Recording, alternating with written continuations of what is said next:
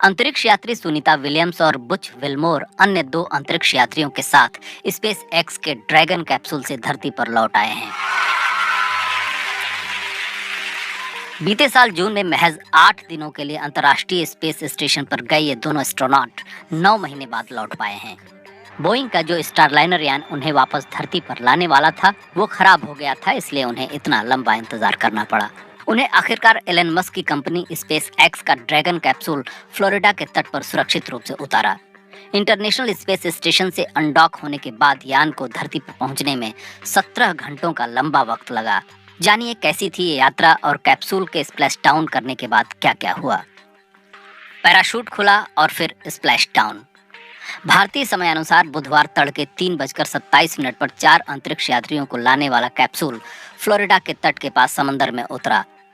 समंदर के सतह पर आने के बाद कंट्रोल सेंटर की ओर से अंतरिक्ष यात्रियों का स्वागत करते हुए कहा गया, निक, एलेक, बुच, सुनी, स्पेस एक्स की ओर से घर वापस आने का स्वागत है। कमांडर निक हेग ने खुशी जाहिर करते हुए जवाब दिया, कैप्सूल में सभी के चेहरे पर मुस्कुराहट है। स्प्लैश डाउन से ठीक पहले क्या हुआ? पृथ्वी के वायुमंडल में प्रवेश करते समय ड्रैगन कैप्सूल की रफ्तार 17,000 मील प्रति घंटा थी, जिसे कुछ मिनटों के अंतराल पर तेजी से धीमा किया गया। 2000 डिग्री का तापमान और हीट शील्ड, कितना खतरनाक था यह सफर। जब कैप्सूल धरती के वायुमंडल में प्रवेश किया तो कम्युनिकेशन ब्लैकआउट हो गया था, जो कि करीब 3:20 पर फिर से बहाल हुआ। वायुमंडल में प्रवेश के बाद अंतरिक्ष यान के प्लाज्मा शील्ड का तापमान 1927 डिग्री सेल्सियस तक पहुंच गया था, लेकिन हीट शील्ड सवार अंतरिक्ष यात्रियों को इतनी तेज गर्मी से बचाने में मददगार साबित हुई। करीब 3:21 पर अंतरिक्ष यान ऑटोनोमस यानी स्वचालित हो गया था, यानी अंतरिक्ष यात्री इसे नियंत्रित नहीं कर रहे थे। इस दौरान उनके सामने लगे टच स्क्रीन पर वे सारी गतिविधियों को देख पा रहे थे। करीब 3:24 पर पहले ड्रैगन कैप्सूल के 2 पैराशूट खुले, जिससे इसकी रफ्तार और धीमी हो गई। इस दौरान एक जोर का झटका लगा और कैप्सूल की रफ्तार और धीमी हो गई। इसके बाद 2 और पैराशूट खुले। समंदर में उतरने के बाद क्या हुआ? जिस समय कैप्सूल समंदर में उतरा उसके ठीक बाद ही पानी में कैप्सूल के चारों ओर डॉल्फिन चक्कर लगाती हुई तैरती दिखीं। मौके पर मौजूद रिकवरी टीम फास्ट बोट से कैप्सूल तक पहुंची और पहले सुरक्षा का जायजा लिया और फिर पैराशूट को हटाया। इसके बाद स्पेस एक्स का रिकवरी पोत पहुंचा, जो कि लैंडिंग साइट से 2 मील की दूरी पर रुका हुआ था। जिस समय अंतरिक्ष यान की वापसी हो रही थी, आसमान पूरी तरह साफ और नीला था। इसके बाद रस्सियों के सहारे कैप्सूल को सुरक्षा नाव में लाया गया।